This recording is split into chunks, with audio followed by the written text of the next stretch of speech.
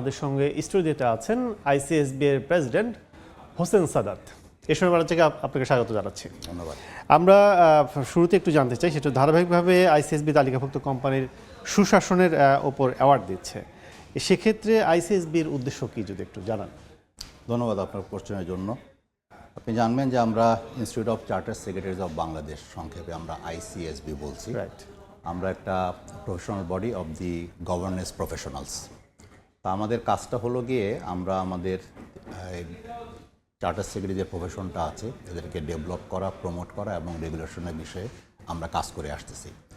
But আমাদের institute থেকে যে বা যারা মেম্বাররা তৈরি হচ্ছে, বাজারে গিয়ে দায়িত্ব নিয়েছে, আমরা অ্যালোন এই জার্নিতে সুশাসনটা এনশিওর করতে পারবো না, সবাইকেই কালেকটিভলি এগিয়ে আসতে হবে। তো এই ধারণা থেকেই যেটা আমরা একটা উদ্যোগ নিয়েছিলাম যে আমরা যে সমস্ত কোম্পানিতে গিয়ে সুশাসনের জন্য কাজ করছি, আমরা চেষ্টা করছি গুড গভর্নেন্সটা এনশিওর করার জন্য। অ্যাট দি সেম টাইম যে কোম্পানিগুলো আছে তাদেরকেও আমাদের আসলে এনকারেজ করা প্রয়োজন, যাতে করে তারা সুশাসনের জন্য যে গুড গভর্নেন্স প্র্যাকটিস এটা ইস্টাবলিশড এবং ইমপ্লিমেন্ট করে। 2 নাম্বার হলো যে বা যারা লিডারশিপে রয়েছে ওই সমস্ত কোম্পানিগুলোকে তাদেরকে এনকারেজ করা, মোটিভেট করা, যাতে তারা প্রতিনিয়ত এই গভর্নেন্স প্র্যাকটিসগুলোতে ইমপ্রুভমেন্টটা নিয়ে আসে। থার্ডলি যে তারা যে এই কাজটা করছে এবং আমরা এবং তারা মিলে যে সুশাসনের জন্য যে কন্ট্রিবিউট করার চেষ্টা করছি, এইটার কারণে তাদেরকে রিকগনাইজ করা যে তারা যে পরিমাণ এফোর্ট দিচ্ছে for them to ensure good governance into the respective companies. তো এই যে 3টা উদ্দেশ্য, এই 3টা উদ্দেশ্যকে মাথায় রেখে আমরা 2014 সাল থেকে নিয়মিতভাবে আমরা অ্যাওয়ার্ড দিয়ে আসছি। এখানে লিস্টেড কোম্পানিগুলোর মাঝে আমরা এই সিলেকশন প্রসেসটা রান করে দেন তাদের কাছ থেকে আমরা উইনিং কোম্পানিগুলোকে অ্যাওয়ার্ড করছি। এই 3টা অবজেক্টিভকে মাথায় রেখে 2014 সাল থেকে এই পর্যন্ত কন্টিনিউ করছি। সেক্ষেত্রে যদি বলেন যে অনেক আগে থেকে আমরা শুনছি যে গুড গভর্নেন্স ঘাটতি রয়েছে আর্থিক প্রতিষ্ঠান সহ বিভিন্ন প্রতিষ্ঠানে, সেক্ষেত্রে গুড গভর্নেন্স আসলে নিশ্চিতের জন্য সংশ্লিষ্ট প্রতিষ্ঠানের ব্যয়, কাঠামো সব কিছু কী বলবেন, যেখানে ব্যয় কি বেশি হয় নাকি সে রিটার্নটা কীভাবে পায়? আপনি একটু দেখবেন যে নাথিং কামস ফ্রি। আপনাকে ইনভেস্টমেন্ট করতে হবে অথবা নেসেসারি প্রিপেয়ারনেসটাকে এনশিওর করতে হবে।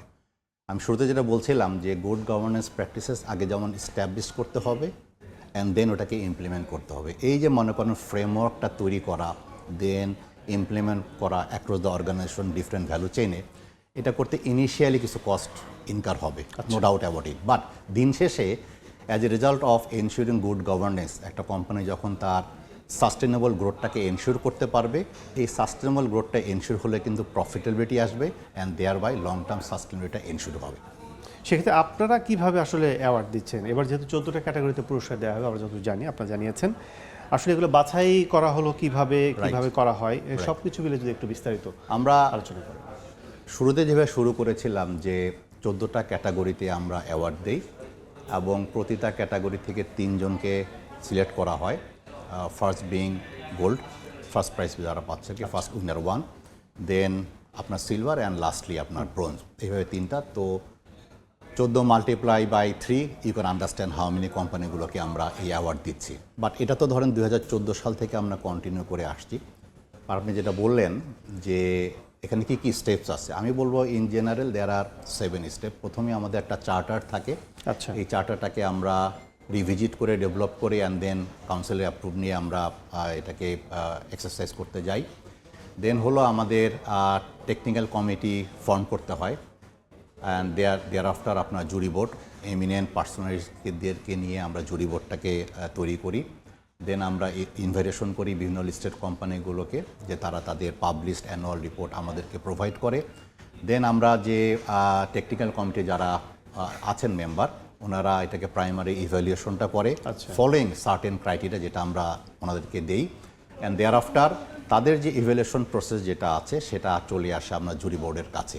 তো jury board they have full discussion to go through the outcome of the technical evaluation committee and thereby they have full discussion to decide by themself.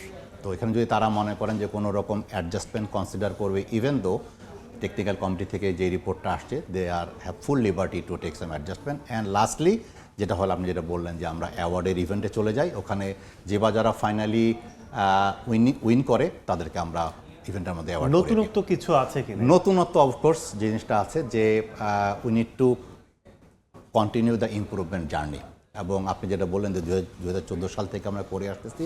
এটা প্রতি বছর আপনি দিয়ে আসছেন। এক্স্যাক্টলি। তো উই অলসো ফেল লাইক যে what is new this time. তো প্রথমে যেটা বলতে হয় যে আমাদের যে ক্রাইটেরিয়াগুলো থাকে, আমাদের যে চার্টারগুলো থাকে, সেটাকে আমরা রিভিজিট করে আপনার এটাকে মার্কেট রিলিভেন্ট করেছি অ্যান্ড টাইম বিফিটিং করেছি। This is number 1। নাম্বার 2 হলো রিসেন্টলি আমাদের ইনস্টিটিউটে ইলেকশন হয়েছে। As a result of this election new leadership এসছে। এখানে নতুন মুখকে আমরা ইনক্লুড করেছি for them to run the respective evaluation process. Thirdly আমরা যেন আমাদের অ্যাওয়ার্ডটার ক্ষেত্রে আমরা বলছি যে আমরা কোম্পানিগুলোকে এনকারেজ করছি এবং আমরা যে অ্যাওয়ার্ড সিলেক্ট করছি দেন অ্যাওয়ার্ড দিচ্ছি, এখানেও ট্রান্সপারেন্সি, ট্রাস্ট ম্যাটার্স এ লট। তো সেটাকে মাথায় রেখে আমাদের যে ইন্ডিপেন্ডেন্ট জুরি বোর্ড আছে সেখানেও আমরা এবার ডাইভার্সিটি নিয়ে আসছি। This is the first time in history আমরা একটা ডেভেলপ ইন্টারন্যাশনাল অর্গানাইজেশন থেকে একজনকে পেয়েছি as a our jury board member. যে international organization strong global presence রয়েছে across the global, and then তারা মোস্টলি আপনার ফোকাস করতেছে investment particularly in the private sector.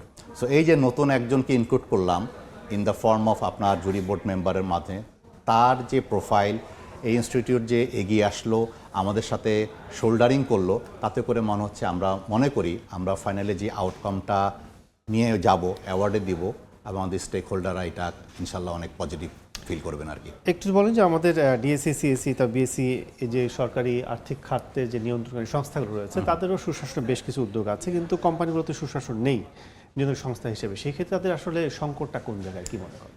আমি যেটা বলবো যে সুশাসন যখন শব্দটা আমরা বলছি, এখানে দেখতে হবে who are the relevant stakeholder in the ecosystem.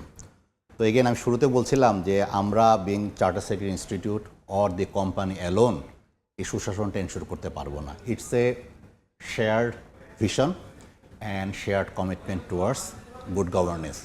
তো সেই জন্যই এখানে যারা টোটাল ইকোসিস্টেমে যারা আছে, বিট পলিসি মেকার, বিট আপনার রেগুলেটর, আমরা যারা প্রফেশনালস রয়েছি অ্যান্ড দেন কোম্পানি, সবাই যদি সম্মিলিত প্রয়াসটা থাকে টুয়ার্ডস গুড গভর্নেন্স, ইনশাল্লাহ গুড গভর্নেন্স এনশিওর হবে আর কি। আমরা আলোচনার শেষ পর্যায়ে, অনেক অনেক ধন্যবাদ আপনাকে আলোচনায় যুক্ত হওয়ার জন্য। Thank you. দর্শক, আলোচনা করছিলাম কর্পোরেট সুশাসন নিশ্চিতে। আমাদের সাথে আলোচনায় এসে স্টুডিওতে যুক্ত ছিলেন আইসিএসবির প্রেসিডেন্ট হোসেন সাদাত।